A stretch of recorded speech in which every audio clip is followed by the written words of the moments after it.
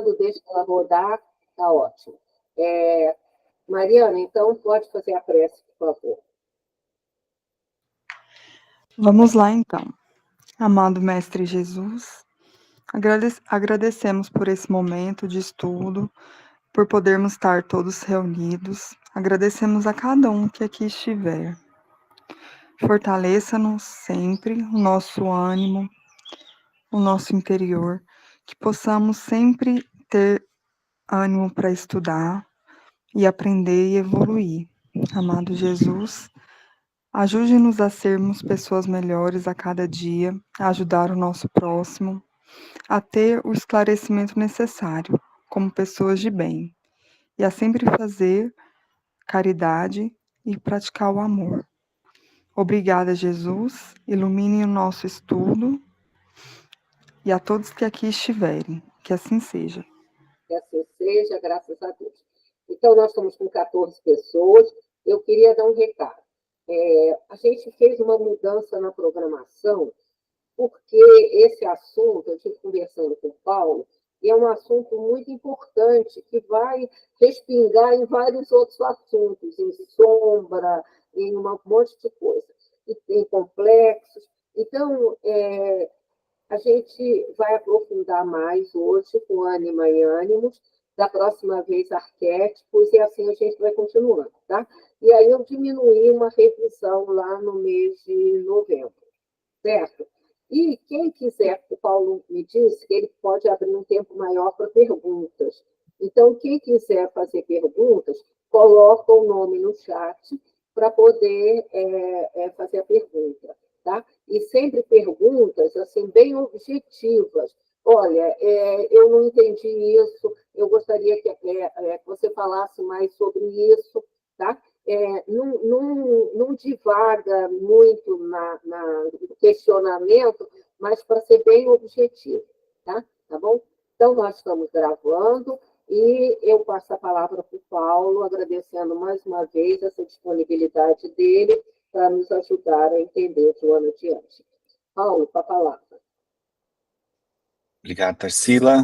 Boa tarde a todos. Então, mais uma vez aqui no nosso estudo, nas nossas reflexões. Então, hoje, eu vou falar um pouquinho mais aqui sobre essa questão da ânima e do ânimos, que está muito relacionada aqui ao nosso nível evolutivo, né?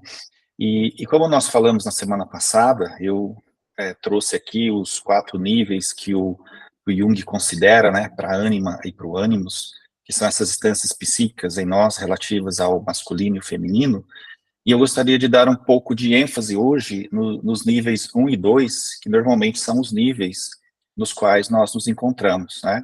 Então, no nível 1 e 2, são aqueles níveis onde o nosso relacionamento ele está muito pautado na coisa instintiva e biológica, né? O nível 1 é esse nível, né, que para a ânima vai ser aquele que o Jung vai chamar de Eva, e para o ânimos vai ser aquele nível onde o Jung vai chamar de o atleta musculoso, né? Então vejam que esses 2 níveis, eles estão muito relacionados à atividade instintiva, biológica, sexual dos indivíduos, né? Por isso que a temática do sexo, ela é muito forte ainda no nosso processo evolutivo, no mundo de provas e expiações, né? Parece que existe um psiquismo coletivo onde tudo é sensualidade, tudo é voltado para o sexo. Mas dentro da sabedoria divina, a nossa vida ela vai se expressando de uma tal forma que em determinado momento essa energia sexual ela diminui de intensidade. E ela diminui de intensidade com um propósito. É por isso que ali, depois dos 50 anos mais ou menos, o homem e a mulher eles começam a ter os seus níveis hormonais diminuídos. Isso para que a mulher ela possa, entre aspas, olhar mais o seu ânimos, então ela deixa de ser tão feminina, e o homem também, chegando nessa idade, tem uma baixa na sua testosterona e deixa de ser tão masculino, ou seja, aquela força física, agressividade. Então agora ele vai ter que olhar para sua ânima, ou seja, ele vai ter que olhar ali para sua sensibilidade. E é por isso que nessa fase da vida, quando o homem e a mulher se tornam pais adultos ou avós, eles são tocados ali na sensibilidade por essas questões, ou ainda por outras questões da vida, onde nós vamos nos dedicar mais a uma religião, a uma atividade mais espiritualizada, enfim. Isso não é uma regra, obviamente, isso é um convite. Então, nem todos atenderão a esse convite. Então, em particular, esse nível 1 da Eva, que é puramente instintivo para o homem, né, e do nível 1 do atleta musculoso, né, que é muito forte para a mulher, personifica aqui a agressividade, a força física, né, então, são as mulheres que gostam dos homens saradões, do corpo bonito, do atleta musculoso. Então, esse nível 1, tanto para o feminino quanto para o masculino, eles estão pautados aqui muito na atração sexual, muito na atração física, né, e pouco aqui naquela atração devotada para a sabedoria, devotada para a espiritualidade. E o nível 2, né, da ânima, para o homem, que é um nível um pouco melhor, que é esse nível que o Jung vai chamar de Helena, né, que é a Helena de Fausto, mas é a Helena de Troia, né, que é aquela mulher que faz os países, né, os continentes lutarem entre si, enfim, o mundo fazer uma guerra por conta de uma mulher, né. Então, a beleza estética aqui, né, é um nível onde o homem, ele já vê a mulher não mais tão sexualizada, então ele enxerga a mulher num nível mais romântico, mais estético, mas ainda a predominância da questão sexual, né? Então esses níveis 1 e 2, onde o homem enxerga a mulher dessa maneira, são aqueles que predominam mais nesses mundos de prova e expiação, onde nós estamos inseridos, né? O nível 3 e 4, que nós falamos semana passada, eles podem existir aqui, claro, eles podem existir, né? E deveríamos evoluir nesse sentido, né? De talvez passar aí do nível 1, 2, do 3 e o 4 na mesma existência, mas isso, infelizmente, não é possível, isso vai depender da evolução de cada um. Para a mulher, né, o nível 1, que é esse nível do ânimo do atleta musculoso, da sexualidade, da atração física, quando evolui para o nível 2, a mulher, ela tem um ânimo ali mais voltado também para um homem mais romântico, ou seja, a atração para o homem, ela ainda é instintiva, ela ainda está pautada na sexualidade, mas ela tem um componente diferente, que agora é o homem romântico, né, que é o indivíduo que tem a iniciativa, é o indivíduo que tem a capacidade de planejamento e de ação, né? Então, é o herói de guerra que o Jung vai dizer, né? Ele tem que ter, além daquela coisa da beleza física, mas ele tem algo a mais também. E às vezes a beleza física ela já não é mais tão importante e ele tem algo a mais. Mas ainda esses níveis 1 e 2, tanto para a mulher quanto para o homem, são pautados aqui na relação instintiva e biológica. E algumas coisas que eu queria ressaltar nesse sentido é o seguinte: o homem, quando ele está preso aqui no nível 1, que é esse relacionamento com a ânima dele, onde ele olha a mulher aqui de uma forma diferente, então ele está muito pautado aqui no modelo de mulher que tem que ser submissa ao homem, né? Então, é o homem que tem características machistas. Então, é o homem que, nesse estágio, ele vai buscar mulheres submissas que não o confrontem intelectualmente. Então, aqui você já vê um problema, né? Então, o homem, nesse nível, ele não vai dar conta de mulheres que são intelectualizadas. Então, ele não vai se sentir atraído por esse tipo de mulher. Então, ele vai buscar mulheres que estão mais pautadas na sensualidade e que, de alguma forma, também irão ali atender aos desejos, né, da mulher. Então, é o homem e a mulher que se buscam porque eles estão nesse nível. Então, esse homem que está buscando mulheres submissas, que não o confrontem, ele está muito pautado ali em relações complicadas também. Porque o modelo do feminino que foi passado para ele não é muito bom, né? Então, por que o Jung chama de Eva, essa ânima do homem? Porque é o homem que leva a maçã, né? Então, ele leva aqui, entre aspas, né? A gente sabe que o fruto da árvore do conhecimento não é a maçã, né? Então, mas criou-se aí o mito que seria uma maçã. Então, é o homem que leva a maçã para a mulher ser tentada. Então, geralmente é o homem que ele se envolve em relações complicadas.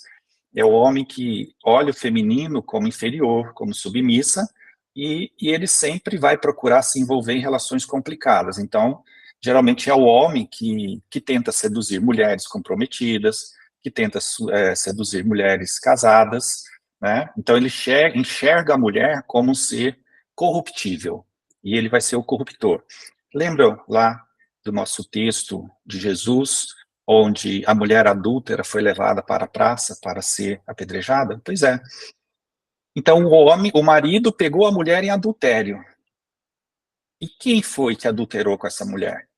É exatamente esse homem aqui, né? O Dom Juan. É o homem que, percebendo ali a mulher que foi abandonada pelo marido, que não dava atenção, ele chegou e seduziu. E ele seduziu porque ele está nesse nível. Então, ele vai atrás de mulheres frágeis, né? Ele vai atrás dessa corrupção da mulher para que possa seduzi-la, usá-la como objeto e depois abandoná-la. Então, isso ocorre muito frequentemente, né?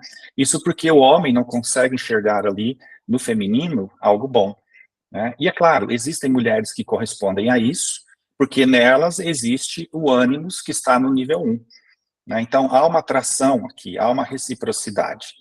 Então, nesse contexto aqui, tanto o homem quanto a mulher, eles se apresentam muito erotizados, né? Existe um desejo sexual no homem, e o que ele quer ele quer aqui uma satisfação, né, sexual para submeter, para subjugar a mulher. Depois que foi atendido o desejo dele, ele não quer mais saber, ele a abandona, né? Então, esses homens, eles estão muito voltados para a pornografia, para as fantasias sexuais, para os fetiches, ou seja, tudo aquilo que está voltado a essa sexualidade muito exacerbada. E aqui nós percebemos a dificuldade do afeto. Então, o homem entende que o sexo ele vai proporcionar esse afeto, ainda de forma equivocada, né? Além de acreditar que no sexo existe ali a sensação, principalmente, de poder e de domínio da mulher. A coisa funciona mais ou menos assim. Existe um feminino interno, onde ele não consegue dominar esse feminino, então ele vai tentar fazer essa subjugação fora. Então é onde ele precisa se sentir poderoso, é onde ele precisa se sentir superior à mulher. E se a mulher não corresponde, pode ser aquele homem que vai partir para a agressividade contra a mulher, realizando estupros, né, realizando inclusive o feminicídio, porque esse nível 1 aqui, se ele não é bem trabalhado no homem, ele pode levar o homem aqui a um certo nível de loucura, né? E, inclusive, fazendo com que ele caia aqui na psicopatia, e aí que nós vamos perceber que, nos anais da medicina, né, mais de 90% dos psicopatas, eles são do sexo masculino, né? Por conta da influência dessa ânima, desse feminino interno, né, claro, com outros agravantes aqui, de maus tratos, de abusos, né, mas que geralmente estão voltados para o feminino, porque o psicopata ali, principalmente esse voltado para o feminicídio, ele tem um problema com o feminino, né, não colocando aqui as outras questões, né, de pessoas que matam por prazer ou algo do tipo, mas em específico da ânima, né, nem todo psicopata provém dos problemas da ânima, né, mas o problema com a ânima vai gerar, certamente, alguma psicopatia em algum nível, se isso não for tratado, né. Então, veja que essa atração homem-mulher, desse nível 1, é baseada nesse psiquismo, né, então, o homem com uma ânima mal formada atrai uma mulher com ânimos mal formados. E aí, a ânima, né, ela pauta aqui os relacionamentos do homem, né? Então, o homem busca relacionamentos onde a companheira irá se submeter e vai tentar seduzi-lo, né? Então, no fundo, ele quer uma mãe, mas ele quer uma mãe para atendê-lo nos seus caprichos, e ele quer continuar tendo uma vida de adolescente, sair, beber, né, não ter hora para chegar, e aí nós percebemos muito esses conflitos de relacionamentos no nosso dia a dia. E aqui é importante para nós que somos espíritas entendermos isso, porque senão nós ficamos muito presos aqui na coisa da espiritite, né? As pessoas têm problemas de relacionamento familiares, chegam no centro espírita para um atendimento fraterno, e a gente vai logo dizendo que isso é karma, né? A gente vai logo dizendo que isso, a pessoa precisa orar mais, que a pessoa precisa confiar mais em Deus, e esse olhar psicológico, ele permite a gente entender também onde que a pessoa está presa. né? Então, de repente, aconselharmos a pessoa a buscar uma terapia, o autoconhecimento, né? Fala, olha, tem o curso da Joana de Anjos no seu centro? Não, então procura um para você entender um pouco dessa relação da ânima e do ânimos, para você perceber onde é que você está presa. E o homem também, né? Isso também vale para o homem, né? Então, veja, esses relacionamentos que o homem busca são esses onde a companheira se submete e vai nutri-lo em suas carências. No entanto, né? No entanto, em algum momento, ela irá traí-lo e abandoná-lo. Tá? Por quê? Porque ela não se sente realizada, ela se sente oprimida, né? Vamos lembrar aqui da adúltera lá do Evangelho, que em determinado momento foi ali e cedeu para outro, né? Como as leis eram muito rigorosas, né? Se fosse nos dias atuais, certamente ela teria feito isso de outra forma, ou teria saído, buscado o divórcio, o que não impede ali também que ela tivesse um problema com o seu masculino, né? Ou seja, por que que eu permito essa submissão? Por que que eu permito ficar nessa posição? Então veja que existe essa mulher que vai ser oprimida, mas existe também essa mulher que, tendo um modelo de masculino muito ruim, vai ser atraída para essas relações, mas aí, ao invés dela ser oprimida, é ela quem vai, geralmente, oprimir aqui o homem, que é o que nós chamamos de Afrodite.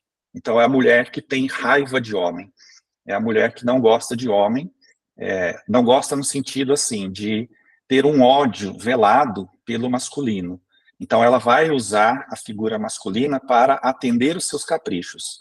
Então, é a mulher que é muito Afrodite, é a mulher que é muito bonita, é muito sensualizada, sexualizada, e ela usa da sua beleza física, usa aqui da sua inteligência para corromper o masculino.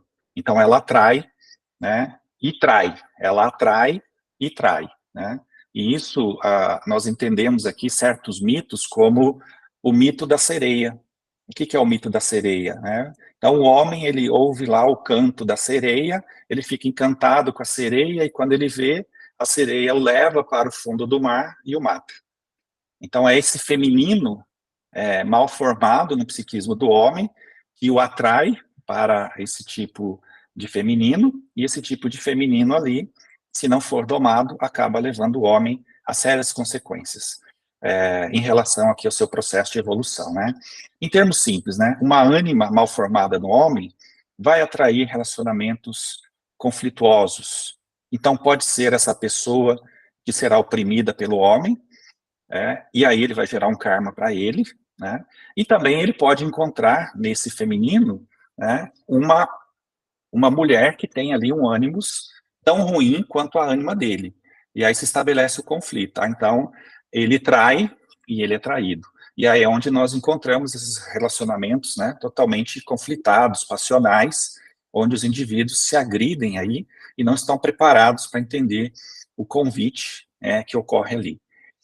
O fato é que se o homem é escravo dessa ânima, assim como essa mulher é escrava desse ânimos, e aí os dois estão ali presos no movimento ilusório, né, de alguma forma se maltratando. Então, nesse estágio da ânima, o movimento do homem é sempre de sabotar a relação por conta do complexo de inferioridade.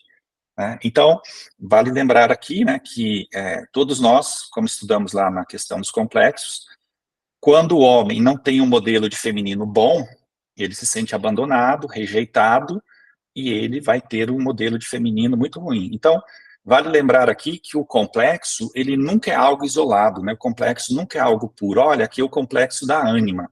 Não, tem um complexo de inferioridade, tem um complexo de abandono, de rejeição. Então, esse homem que tem dificuldade com a ânima, ele vai ter dificuldade nos seus relacionamentos. Então, geralmente, é o homem que não se entrega para os seus relacionamentos. E quando ele se entrega, de alguma maneira ele sabota. Ele vai trair, ele não vai ser companheiro, ele não vai ser cúmplice, ele não vai se devotar ali ao relacionamento. E aí, em determinado momento, ele pode ser traído, ele pode ser abandonado. E aí ele fala assim, ai, tá vendo? Nenhuma mulher presta. Toda vez que a gente tenta ser bom e tal, a gente é abandonado. Isso é o que se chama em psicologia de profecia autorrealizada, né? Então, eu vou lá, saboto a relação, Aí eu volto para o meu lugar e fico esperando dar errado. Aí quando dá errado eu falo, aí tá vendo? Deu errado, né? Isso é muito comum de acontecer, porque geralmente quando nós vimos de relacionamentos que não foram bons, quando a gente encontra um relacionamento bom, a gente assusta, a gente fica com medo, a gente fica pensando assim, que hora que vai dar errado? Que hora que a pessoa vai me abandonar? Que hora que a pessoa vai me trair? E aí a gente cai numa vida não vivida, e não vive aquilo, né? E aí, antes que eu seja abandonado, eu vou lá, né, e abandono. Porque é melhor para o meu orgulho, é melhor que eu sabote, que eu deixe que o outro termine comigo, do que eu tenha coragem de terminar com esse relacionamento, né? Então, em alguns casos, né, acontece isso, né? Se a pessoa tem um padrão diferente, eu vou lá e saboto. E muitos homens acabam desenvolvendo essa compulsão pela traição. Isso gera adrenalina, né? Então, o indivíduo, ao invés de entender isso, ele vai cada vez mais se permitindo isso. E aí tem dificuldade de entrar em contato com os seus sentimentos, com o seu afeto. E aí ele cai nessa questão relacionada aos encontros afetivos, porque é muito medo da entrega. Então ele cria uma cascadura que, com medo do seu feminino interno, acaba se rebelando contra este. Isso também ocorre com o feminino. A mulher também, da mesma maneira, tendo esse modelo de masculino muito ruim, ela não confia nos homens, ela não se entrega para os homens.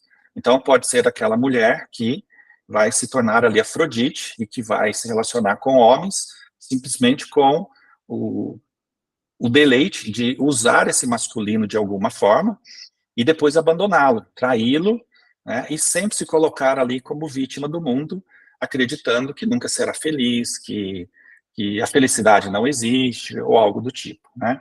Então, as pessoas criam aqui essa cascadura como uma maneira de defesa, né? Mas estão presas, na verdade, ali nessa questão do masculino e do feminino que não foi bem elaborado, que não foi bem trabalhado, e que cabe a nós, porque esses relacionamentos conflituosos, eles geram muito sofrimento em todos nós, né? E aí, sofrendo ali, ao invés de acusar a vida, ao invés de acusar o outro, a gente vai olhar para dentro, fala assim, bom, mas como é que eu posso trabalhar isso? Como é que eu posso melhorar isso em mim? Partindo aqui para o nível 2, né, nós temos aqui um nível um pouco melhor, tanto da ânima quanto do ânimos. Então, o nível 2 da ânima é esse nível que já é mais romântico, já é mais estético, né, mas ainda é caracterizado por elementos sexuais. O elemento sexual, ele não é tão forte, mas ele está presente. Mas aí ele consegue perceber sentimentos melhores. Existe algo que o atrai nas mulheres que não seja apenas o lado sexual. Existe uma admiração, algo estético. Olha, ela é perfeita para mim, ela tem um corpo bonito, ela tem uma postura social, olha, ela é trabalhadora, algo do tipo. Ele começa a observar outros valores. Mas ainda é uma relação imatura, que pode ser pautada aqui, né, numa simbiose destrutiva, né?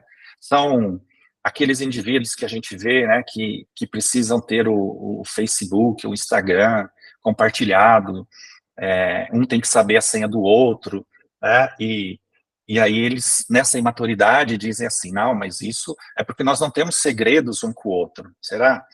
Muitas vezes, né, o medo de ser traído é tão grande que a pessoa diz assim, olha, você pode olhar meu celular. Então, na verdade, parece que a pessoa é muito virtuosa, mas o que ela está dizendo é assim, olha, eu não tenho nada para esconder, mas ela quer ver o que, que o outro faz, então ela não confia no seu parceiro, porque aqui também tem um complexo de inferioridade muito grande. Então parece aquelas pessoas que são muito apaixonadas, estão sempre juntos, fotinha junto. Isso não quer dizer que as pessoas que têm fotinha junto, tá, no Facebook, no Instagram, ou nas mídias aí, elas estejam presas nisso, tá? Isso é muito relativo e depende de cada um. Mas normalmente são esses perfis onde as pessoas querem passar a ideia de que elas se amam e que elas são fiéis, né? Dizendo assim, olha, a gente se ama tanto que nós não temos segredos um para o outro. Mas o que está por trás disso pode ser essa questão, eu temo tanto a traição, né, que eu não permito que o outro tenha privacidade. Então, se o outro não tem privacidade no virtual, ele também não vai ter no dia a dia. E aí começa a tolher a liberdade do outro, né? Olha, você não pode sair com essa roupa, olha, você não pode ir em tal lugar, eu não quero que você faça isso. E aí começa ali os conflitos de relacionamento, que estão pautados na insegurança afetiva, tanto do homem, que está nesse nível de ânima, quanto da mulher, que está nesse nível de ânimos, né?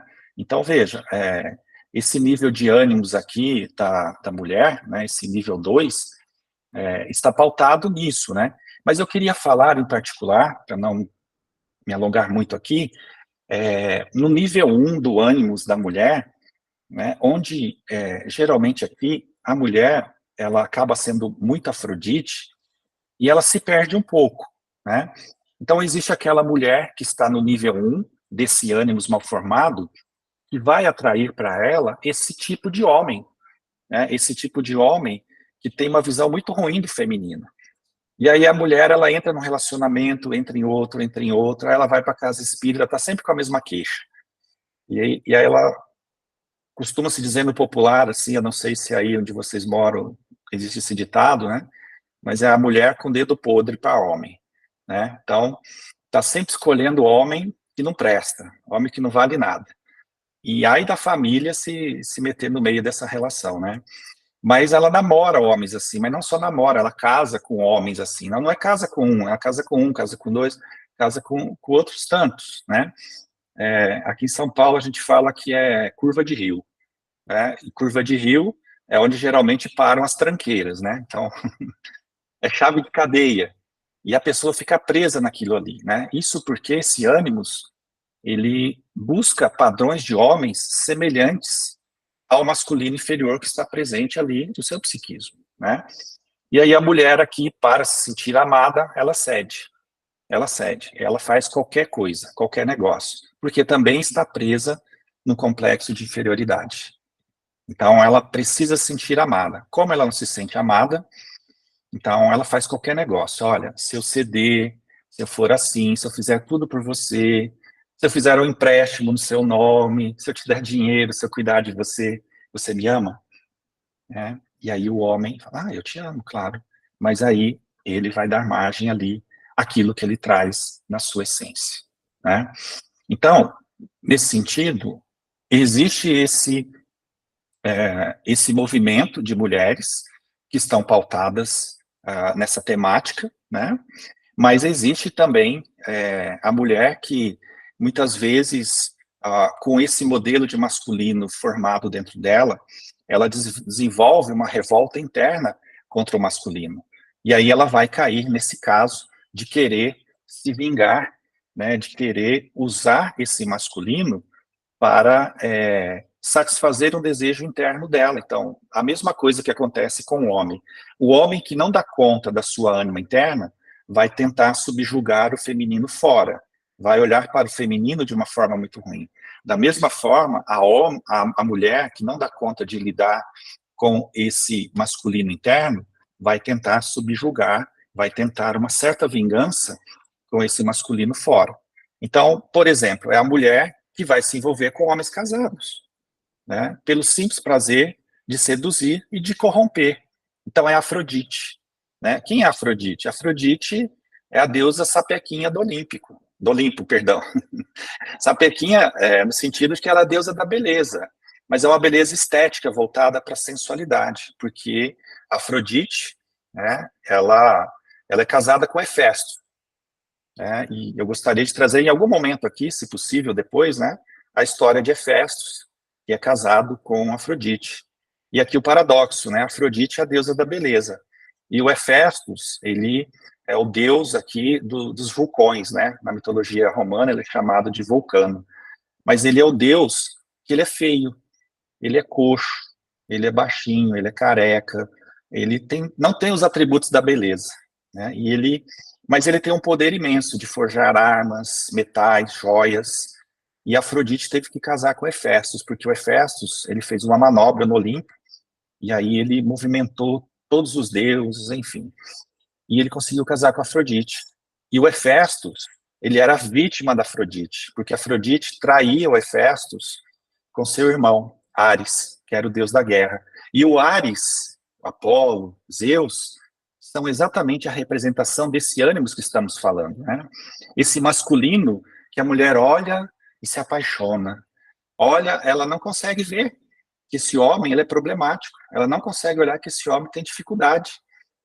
Mas ela se apaixona por esse homem, porque esse ânimos, ele é sedutor, ele é másculo, ele é forte, ele tem vigor, e até mesmo nos casos críticos de violência doméstica, muitas vezes a mulher, ela se apaixona por esse homem, porque ela pensa assim, ele faz isso porque ele gosta de mim. Então está corrompido isso na pessoa, porque ela está presa num complexo de inferioridade, uma autoestima muito baixa. Então vejam, geralmente a mulher vai para esse caminho de se tornar vítima, mas também de ser o algoz, que é a mulher que vai se envolver com homens casados, né? Isso é porque a pessoa é má, ela não presta, não vale nada? Não. É porque ela está presa nessa questão e ela tem muita dificuldade de lidar com isso, né? Então, a mulher que age assim, ela está se movimentando de algumas maneiras. Por exemplo, ela quer usar esse homem para depois descartá-lo, como uma forma de vingança contra o masculino, né? Ou ela irá se envolver com homens casados exatamente por conta do conflito. Às vezes é uma mulher que cresceu nesse meio, onde o pai tinha amantes, onde o pai maltratava a mulher. Então, qual foi o padrão afetivo que foi passado para essa mulher? Dessa maneira. Que ela não era amada, que ela foi traída, ela foi abandonada. E por mais que ela não queira um homem dessa maneira, porque ela vai ouvir da mãe, nunca se envolva com um homem assim, né? Trabalhe, estude, seja independente. Nenhum homem presta, né? Então ela ouve isso. Então o que ela quer desse tipo de homem? Distância. Mas quando ela vê, ela atraiu para ela um homem igualzinho ao pai. E aquela história, quanto mais a gente reza, mais assombração aparece. Por que atraiu esse homem para ela? Porque o psiquismo dela foi moldado com esse modelo de masculino. Então veja, existe uma diferença. Existe aquilo que eu desejo e existe aquilo que me atrai. Existe aquilo que eu desejo e existe aquilo que me atrai. Aquilo que me atrai é irresistível. Quando eu vejo, eu tô lá. Aí eu não quero me envolver com um homem assim. Quando você vê, ele tem o rostinho do Brad Pitt, né? Ele tem o rostinho bonitinho, que você vê, você tá lá, mas ele não é tão ruim assim, né? Porque existe a fase da conquista, existe a fase, né, ali de ser o Dom Juan, de ser o cavalheiro, e isso dura 6 meses, mais ou menos, né? Depois passa. Então, a gente precisa tomar cuidado com essas coisas para olhar. Então, esse segundo movimento é da mulher que, presa nesse conflito, ela não consegue sair, está sempre envolvida com homens, né, que têm relacionamento, homens casados, ou ainda homens, né, que maltratam o feminino, né? E aqui, em algum momento, a gente poderia fazer uma analogia aqui com o mito de Narciso e Eco, que é essa dependência afetiva negativa da mulher em relação ao homem, né? Eco se apaixonou por Narciso, mas Narciso era apaixonado por ele mesmo. Ele não queria saber da Eco, né? Uma ninfa lá do bosque, e aí ela se entristeceu de tal forma lá que ela praticamente morre, né, psiquicamente. Então, é lançado ali um feitiço por outra ninfa ali, semideuses e deuses, né, que o Olimpo é cheio disso, né, e o Narciso acaba se apaixonando ali por ele, e acaba morrendo, enfim, se afogando ali na água. Mas isso mostra que esse homem muito apaixonado por si mesmo e que, de novo, usa a mulher como objeto. E a mulher se apaixona por esse homem. Por quê? Porque ela não foi amada, ela não se sentiu amada pelo seu progenitor, ela tem uma ideia muito ruim do masculino. Então, de alguma forma, ela diz assim, poxa, eu preciso que você me ame, eu preciso que você cuide de mim, e eu faço qualquer coisa por isso. No segundo momento, o Freud vai dizer assim, como é um padrão que a mulher conhece, e ela conhece só esse padrão afetivo, é inevitável que ela seja atraída para esse padrão afetivo. É como se ela pedisse para esse masculino lhe dar uma segunda chance. Olha, será que dessa vez você me ama? Eu preciso ser amado. por você, né? E aí é a mulher, né, que vai buscar esse homem que se assemelha psiquicamente ao seu pai. Porque a mensagem que ficou para ela é assim: eu não mereço ser feliz. Se meu pai é o exemplo de amor maior, né, porque o pai é Deus para a filha do 0 aos 7 anos. Então, tudo aquilo que a criança, seja o homem, a mulher, vivenciou em relação ao pai e à mãe, vai ficar no psiquismo dela. Então, para o menino, a mãe é deusa. Então, se essa deusa não o ama, ele vai desenvolver um conflito com o feminino. Ou ainda, se tudo aquilo que o pai mostra sobre o feminino para ele é ruim, ele vai crescer com uma ideia equivocada do feminino. A mulher, a mesma coisa. O pai é Deus. Então, se o pai bate na mãe, se o pai não trata bem a mãe, se o pai trai, se o pai se separou, enfim, esse homem que deveria ser o modelo de amor para mim, se ele me traiu, se ele me abandonou, então nenhum homem presta. Então todo homem trai, todo homem é violento.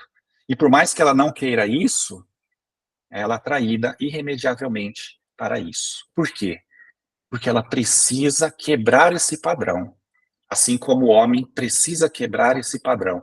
E esse padrão de ânima e de ânimos que vive em nós, ele não vem de agora. Então não foi o pai e a mãe ou a família dessa vida que gerou isso em nós. Isso está em nós algumas vidas. E aí, quanto mais conscientes nós nos tornamos acerca dessa nossa realidade interior, melhores oportunidades nós temos de sanar isso em nós, né? Então veja que interessante. Mesmo não tentando, né, repetir o comportamento, ela acaba fazendo, né, aquilo que está lá escrito, né, na canção do Belchior, foi interpretada pela Elis Regina, né? Eu não vou cantar porque senão alguém vai divulgar depois, vão querer me contratar para ser cantor e eu não posso perder minha encarnação. Não posso mostrar o meu talento. Mas a Elis Regina, o Belchior, na letra, diz assim, né? Apesar de termos feito tudo o que fizemos, ainda somos os mesmos e vivemos como os nossos pais. Então é o padrão afetivo que se repete, relativo à ânima e ao ânimos, tanto em termos de relacionamento afetivo, como forma de nos comportarmos também perante a vida, né? Porque essa ânima e esse ânimos ruins, mal formados em nós, nos colocam uma perspectiva muito pessimista em relação à vida. Nos colocam uma perspectiva muito fatalista, muito de vitimismo, né? E de pessoas que irão fazer outras pessoas sofrer, porque a gente não entende o nosso sofrimento interno. Então, o convite para nós é que nós olhemos isso, acolhamos isso e trabalhemos isso de uma forma muito cuidadosa em nós, né? Então, veja que interessante essa temática que se apresenta para que a gente possa entrar em contato com o nosso conflito, reconhecendo o nosso conflito, aí nós vamos ressignificar o nosso conflito. Porque, como dizia o Jung, né, não tem problema a gente ter o complexo. A gente não pode deixar que o complexo nos tenha. Então, se nós somos dominados por esse tipo de comportamento em relação ao masculino e feminino, nós vamos sofrer muito. E aí depois nós caímos no outro complexo, que é a culpa. Poxa, eu não queria ter feito isso, mas quando eu vi, eu já fiz. Isso vira um adicto, né? Isso vira um vício. O homem fica viciado em trair, a mulher fica viciada em trair, ou fica viciada na dependência afetiva, né, de receber migalhas de afeto, e aí nós vamos perpetuando esse sofrimento em nós por várias vidas, né? Então, esse comportamento do feminino também pode ser expresso assim, né? Bom, já que eu não posso ser feliz, então nenhuma mulher também será. Então, é a mulher que usa da sua beleza, da sexualidade, né, para destruir relacionamentos, né? E aí, quando esse homem fala assim, ok, eu vou terminar aqui, mas eu vou ficar com você, aí ela foge, porque é Afrodite. Afrodite é isso. Ela não quer se envolver com homens. Ela só quer mostrar que ela tem poder. Ela só quer mostrar que ela pode. Porque existe uma revolta interna com o seu masculino, né? Então, veja, nesses casos aqui que nós estamos falando, né, nós estamos vendo, né, o indivíduo se perder porque não se conhece. Nós vemos o indivíduo, né, preso aqui, muitas vezes, em questões que são mais fortes do que ele. Né? Homens e mulheres escravos dessa ânima e desse ânimos, né, que de alguma forma mórbida, faz com que o indivíduo alimente cada vez mais isso, né, e alimente também aqui o seu complexo de inferioridade. Né? E veja, quando a pessoa é espírita, né, fica mais complicada ainda, né, porque a pessoa não pode ver uma palestra sobre alma gêmea que ela quer assistir, porque ela quer descobrir quem é a alma gêmea dela, que ela quer saber sobre essa tal de alma gêmea, né? E aí, por não entender essa questão, ela busca para ela uma alma que geme, né? Então, ao invés da alma gêmea, ela busca a alma que geme, né? Ou uma algema, né? Que vai aprisioná-la, porque ela, de fato, já está presa em si mesma, ela está presa dentro dela, tanto o homem quanto a mulher, nessa questão afetiva, e aí o que ela faz fora? Ela dá vazão fora às suas encrencas internas. Então, quando a gente se conhece, fica mais fácil de trabalharmos essas questões, né? E essas questões, né, na mulher também estão voltadas aqui para esse ódio que ela pode desenvolver em relação ao feminino. Então, num paralelo com a ânima fraca, onde o homem se volta contra o seu feminino desequilibrado, a mulher também se revolta com o seu masculino interno. É aí que surgem, né, essas confusões aí que a gente vê na sociedade de mulheres que dizem que os homens não deveriam existir, né? E nessa luta por direitos iguais e tudo mais, o pessoal faz uma confusão, né, e já começa a atacar o outro sexo, e não percebe que nós somos espíritos imortais que precisamos desenvolver determinadas habilidades, ora numa polaridade, outra em outra polaridade, para que a gente não fique preso, não fiquemos presos em coisas extremadas, né, e a gente entenda o nosso propósito aqui na Terra, né.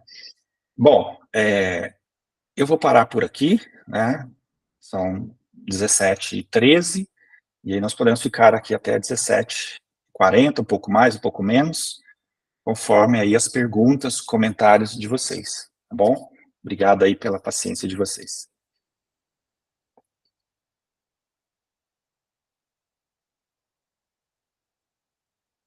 Fechado. Eu tinha uma pergunta para fazer, mas você já respondeu. A pergunta era o seguinte: quanto mais desconhecido o nosso inconsciente, esses complexos constelam. Quer dizer, esses constelar, quer dizer, jogar para fora, né? Eles aparecem com muita coisa. Então, era essa a minha pergunta, mas se você quiser entrar mais, tá? Ok. Essa é uma pergunta importante, né? Porque, veja, nós espíritas, quando nós passamos a entender melhor essa questão psicológica, a gente começa a se conhecer melhor, né? Então, por exemplo, a pessoa, ela tem acessos de raiva, e aí ela lê lá no Evangelho sobre a cólera, né? Que ela não pode sentir cólera, que ela não pode... E ela lê lá sobre o orgulho, né? Orgulho e egoísmo são as duas grandes chagas da humanidade.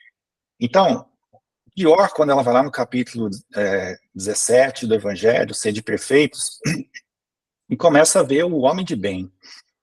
E aí o espírito ele fala assim, poxa, mas é tudo que eu não sou. Então, para eu ser evoluído, eu preciso ser o quê? Eu preciso ser humilde, eu preciso ser caridoso. E eu não posso ter raiva, eu também não posso ficar triste. E aí nós começamos a forjar um personagem, né? Começamos a forjar esse personagem. E aí a gente acredita piamente que se transformou, né? E quando a gente coloca esse olhar psicológico, a gente começa a entender o seguinte: existem coisas dentro de nós que são mais fortes do que nós. Existe o desejo, existe a vontade, existe o pensamento. E essas coisas, elas estão intimamente ligadas, né? Porque o pensamento atrai, né? O desejo está ali, né? E aí nós precisamos olhar isso. Mas por que eu tenho vontade disso? Ah, mas isso aqui é contra os meus princípios cristãos. Olha, mas se está em mim, eu preciso olhar. E a vontade é que determina isso, né? Conforme a questão 909, do Livro dos Espíritos, né? Muitos querem, mas lhes falta a vontade. Então, o espírita quer. Se não der trabalho, se não tiver que assistir o curso da Joana no sábado à tarde, porque à tarde eu vou para o shopping passear, ou algo do tipo, né? Se eu não tiver que mudar, se o outro puder mudar, ou algo do tipo. Então, o que falta? Falta a vontade. E na questão 910, os espíritos reafirmam, né? Muitos querem, mas o querer está apenas nos lábios, e não no coração. E quando a gente começa a se conhecer, é isso que a Tarsila falou, né? Alguém faz alguma coisa fora, o nosso mundo interno é tocado. Então, nessa hora, constelou o nosso complexo. Então, a pessoa falou mais alto com a gente. Então, se eu tive um pai muito autoritário, uma mãe muito autoritária, vai criar ali em mim um complexo relacionado à inferioridade, de me sentir menor, né, a ferida da injustiça, da impotência ou algo do tipo. Então, muitas vezes, alguém faz algo fora e aquilo toca em mim dentro, é quando constela o complexo. E aquilo me pega, e aquilo me deixa transtornado, né? Então, nessa hora, a minha consciência ela é tomada pelo meu mundo inconsciente. Então, isso é o complexo quando ele constela, ele vem à tona, ele nos toma, e a gente fica totalmente alterado, seja pela raiva, seja pelo medo, seja pela tristeza, seja também pelos relacionamentos afetivos, né? Eu acho que todo mundo aqui já se apaixonou um dia, né? E aí quando você vê ali o seu... Hoje o pessoal tem uma linguagem, né? O crush, né? O seu paquera, né? Aí nosso coração treme, a boca seca, a gente fica vermelho, né? Ou algo do tipo, não sabe como agir, porque nós somos tocados ali pela paixão, nós fomos tocados de alguma maneira, né? Porque, de repente, aquela pessoa tem algo que nos atrai, né? A gente se apaixona ali pelo ânimos, a gente se apaixona pela ânima do outro, né? E, às vezes, a pessoa não tem nenhum atrativo, né? Que outras pessoas gostam, mas tem algo que nos atrai nessa pessoa. Então, muitas vezes, constela em nós a questão da ânima e do ânimos, e nós somos atraídos por essas questões dos relacionamentos afetivos. E durante o relacionamento afetivo, claro, podem constelar aqui o complexo de inferioridade, do abandono, da rejeição. Vocês já pararam para perceber por que um término de relacionamento, ele dói tanto na gente? Por que dói tanto? Uma separação, um término de namoro. Eu não sei vocês, mas a gente sempre tem um parente da família que está num problema de relacionamento, né? É uma filha, é um filho, é um primo, é um parente. A pessoa está sempre enroscada em relacionamento, está sempre sofrendo. E a pessoa sofre, sofre. Mas por que sofre tanto? A gente olha o relacionamento e fala, meu Deus, mas esse relacionamento, né? Ele não tem condição das pessoas serem felizes. É sempre pautado no desgaste, é sempre pautado na briga, enfim, não tem afeto, não tem amor. E a pessoa está lá, não consegue sair. Aí quando termina, você fala, graças a Deus, terminou, né? A pessoa sofre. E ela sofre por quê? Porque constela nessa hora a rejeição. Constela nessa hora o abandono. Mas a pessoa nem gosta da outra. Mas ela se sente abandonada novamente. Por quê? Em algum momento ali da sua experiência afetiva com pai e mãe, ela se sentiu abandonada. Ela se sentiu rejeitada. Em algum momento da sua adolescência, ela se sentiu abandonada, rejeitada pelo grupo, pelos amigos. E aí é aquela pessoa que pode desenvolver, né, apetrechos para ser amada. Então, se eu tocar violão, será que o pessoal gosta de mim? O pessoal vai para a mocidade, o espírito só quer tocar violão. Eu falo, gente, esse negócio de tocar violão não é o objetivo da mocidade espírita. Né? Só quer tocar violão, só quer fazer encontro e tal, assim, espiritualizar que é bom, ninguém quer. Então é difícil essa questão também. Não que isso não possa fazer parte, claro que pode, mas não pode ser só isso. Né? Então, se eu fizer tudo por você, se eu for o bonzinho ou a boazinha, vocês gostam de mim? E aí isso também se estende para os relacionamentos afetivos, onde nós vamos nos anulando para sermos amados. Então aqui o complexo ele está ditando a nossa vida. E ele está inconsciente, mas quando nós entendemos melhor essas questões, a gente tem a possibilidade agora de colocar isso sob controle. De novo, eu tenho complexo, agora eu tenho complexo, não é ele que me tem. porque geralmente é ele que me tem. Alguém fala alguma coisa. Nossa, Paulo, estão falando mal de você lá no centro. Eu posso ter duas atitudes. Vai ficar muito irritado com isso, né? E porque toca ali no meu complexo de inferioridade. Fala, quem é que está falando? O que que falaram? Né? Quem é? Eu quero saber quem é. Né? Porque a gente fica muito preocupado com a nossa reputação.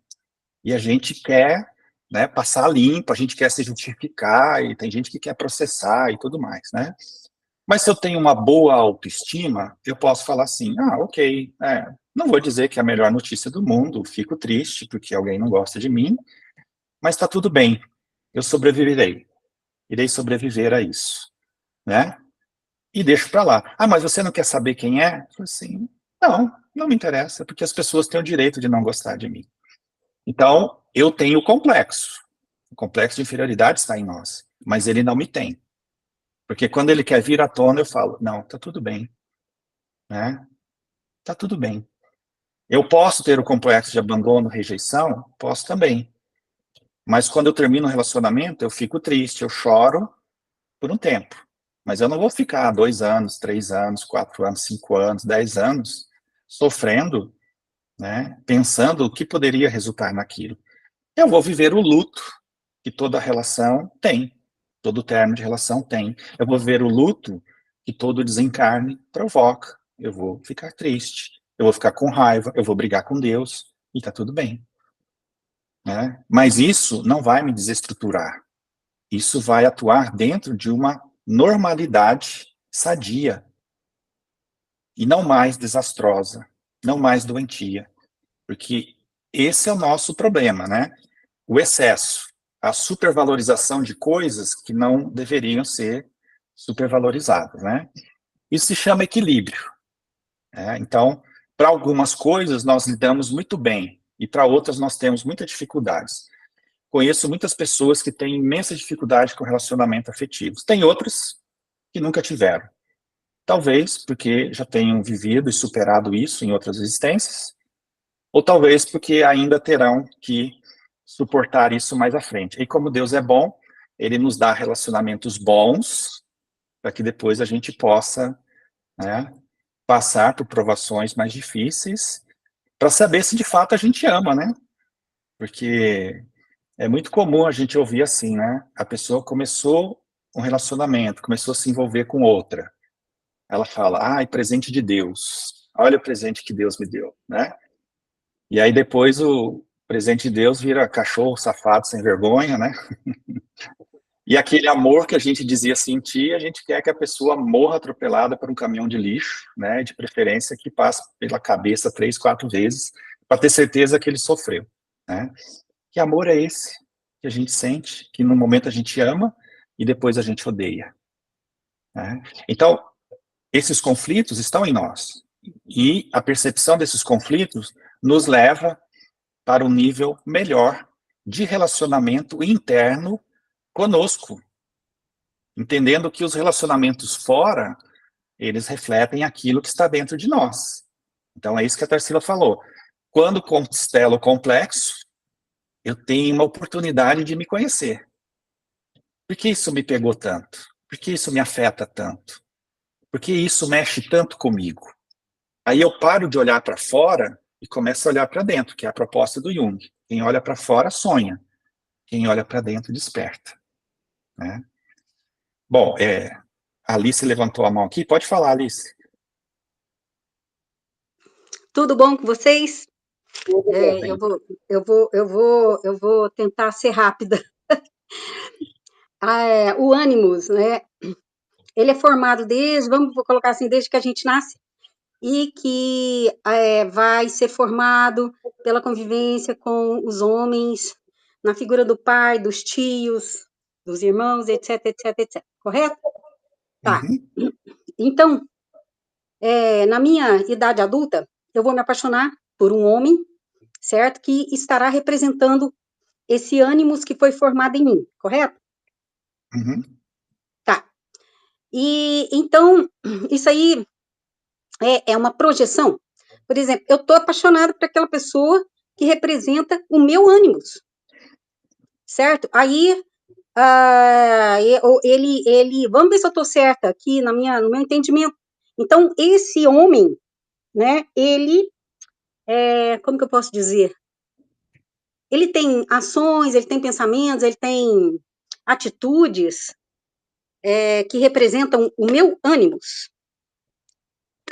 Então, eu estou me apaixonando por mim mesma? Mais ou menos assim? Sim, Alice, é mais ou menos isso, né?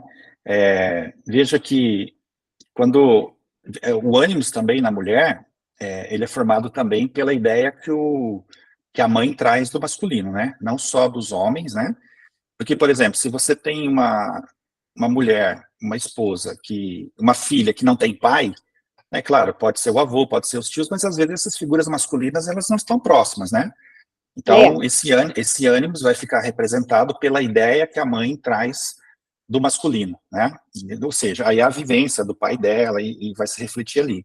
E é exatamente isso, né? Então, a ideia que fica ali na pessoa desse ânimos... Desculpa te interromper, porque senão o tempo vai passar e eu vou esquecer. É porque, na verdade, eu não quero me apaixonar por mim mesma, eu quero me apaixonar por outra pessoa.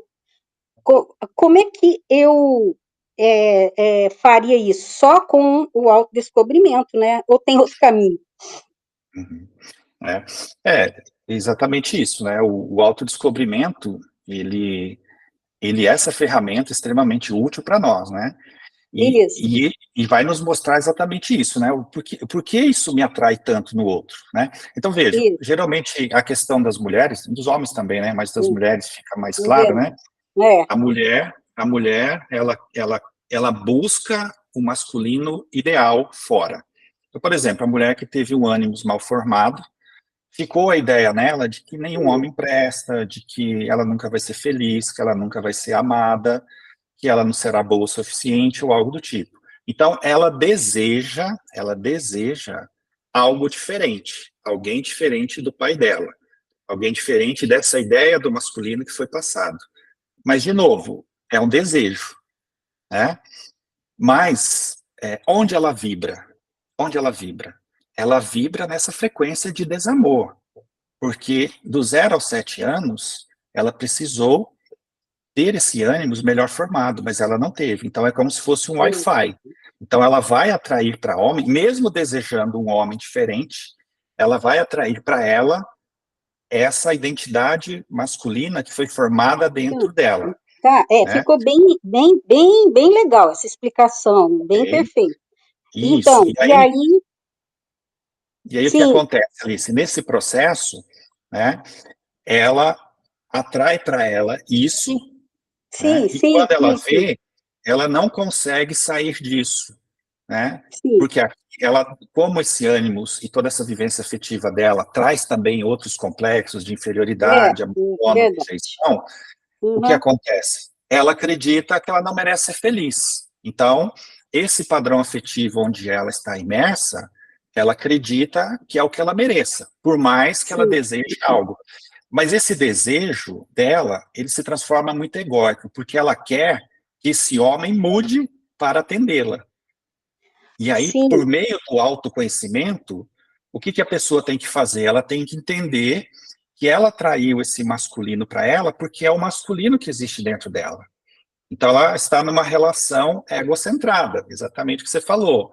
Eu estou apaixonada por mim mesma. E aí, eu preciso agora quebrar esse padrão, né? Eu tenho que quebrar esse padrão, entendendo que eu tenho direito à felicidade. Eu não sou o que me aconteceu. Eu escolho o que eu quero me tornar. E eu vou mudar o meu padrão, não querendo mudar o outro, porque o desejo das pessoas é que o outro mude para que o homem idealizado ele possa aparecer, né? E aqui é o complexo da Cinderela. Eu estou esperando o cavaleiro, o cavalo branco, vir me salvar.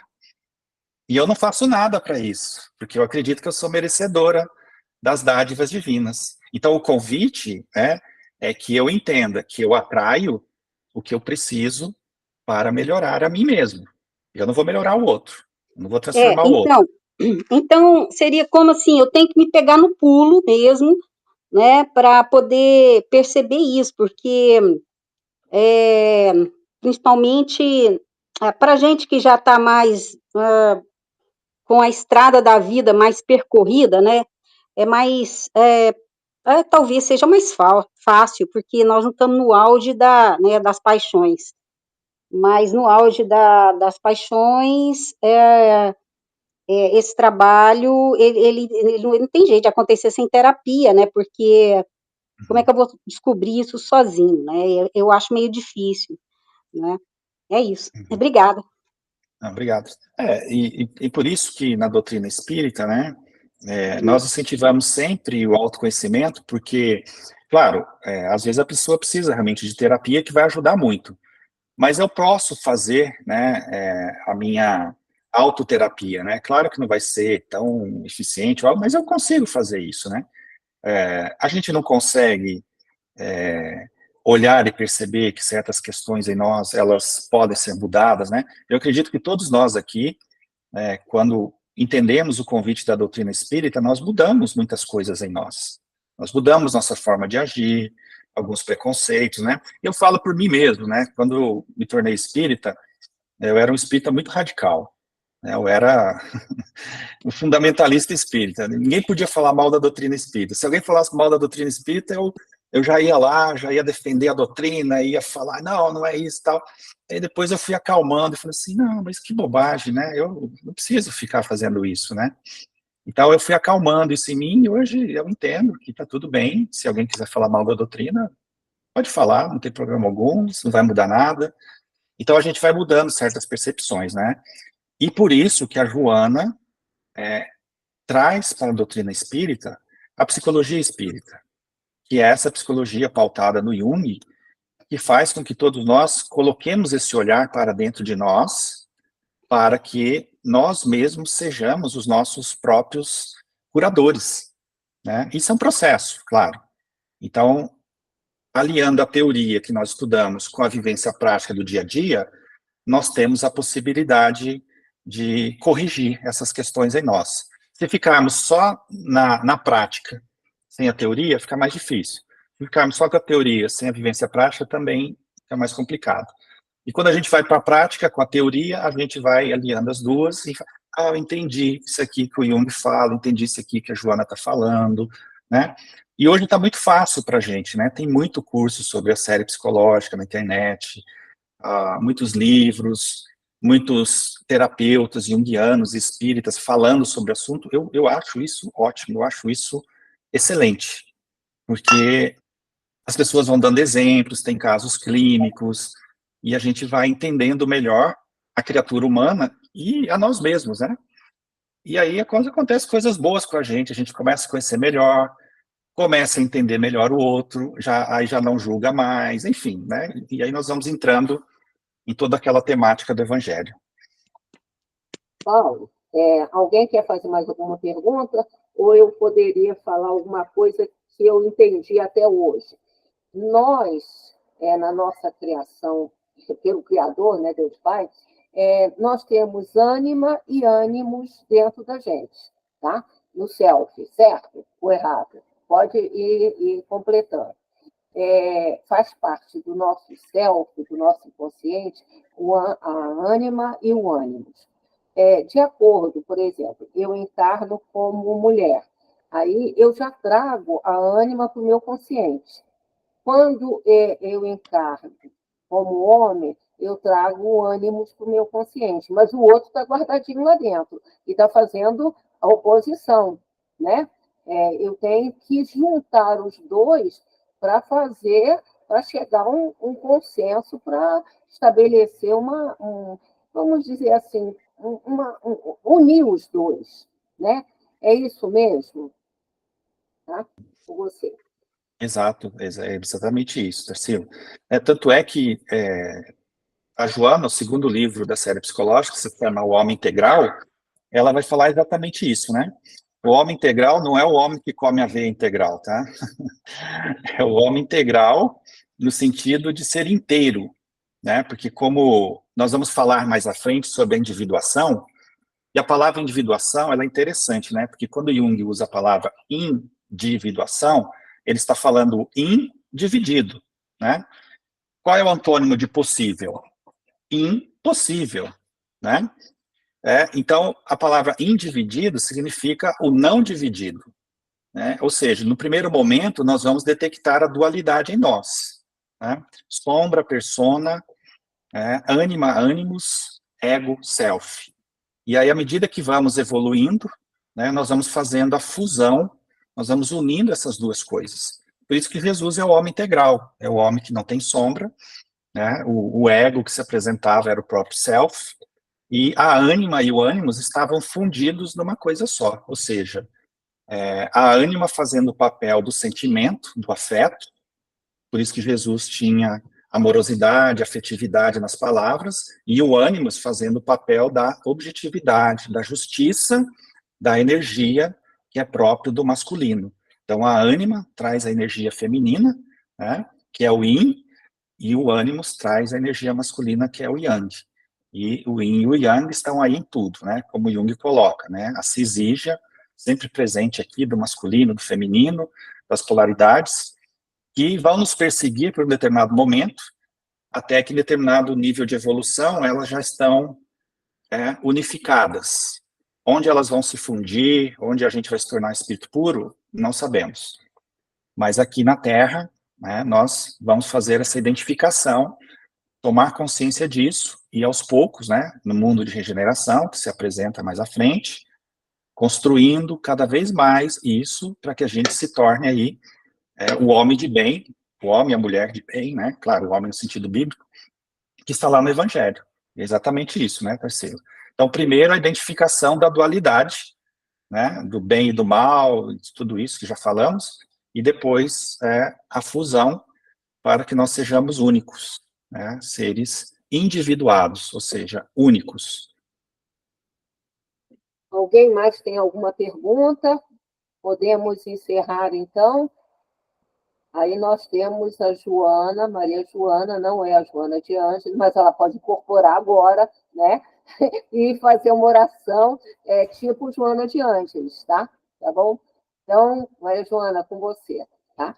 Obrigado pelo elogio aí, mas estou longe dessa Joana aí, viu? O convite agora é para que nós nos portamos diante do nosso Pai, Deus nosso Pai, Jesus nosso Mestre, a Joana, nossa mentora, em agradecimento pela tarde de hoje, pelo esse convite maravilhoso de olharmos para dentro de nós, pedindo a essa falange que nos oriente e nos encaminhe para que esse aprendizado seja bem-aventurado dentro de cada um de nós, que nós possamos fazer disso o aprendizado que a própria doutrina nos convida a sermos bons, a sermos perfeitos. E sabemos que nessa caminhada ainda é um pouco difícil, mas nós te agradecemos. Nós sabemos que nós estamos assessorados por vocês, esses anjos de bondade, essa luz que trouxe esse companheiro que vem nos orientar, vem nos trazer tanto ensinamento. Vamos fazer disso o nosso dia a dia, a nossa luta. Obrigado por nos assistir sempre, Pai, sempre junto de nós, de cada um aqui presente, a cada família que nos pertence, que nós possamos ser essa luz, onde estivermos. Nós te agradecemos. Obrigado. Que assim seja. Assim seja. Microfone, terceiro. Seu microfone está fechado. No próximo, então, o Paulo vai falar sobre arquétipos. Tá? Eu acredito que a ânima e o ânimo sejam um arquétipo que está plantadinho dentro da gente, né? Como tantos outros que a gente também tem, né? Então, é isso. Muito obrigada a todo mundo. Nós estávamos com 20 pessoas, tá? E se tiverem perguntas, alguma coisa, vão catalogando para a gente poder tomar esse rumo, tá? Gente, uma boa tarde. Boa tarde. Tá? Obrigado, Paulo. Bom fim de semana, gente. Boa tarde. Tchau, tchau. Obrigada. Obrigado. Tchau. Com Deus. Boa semana para todos. Obrigada. Obrigada.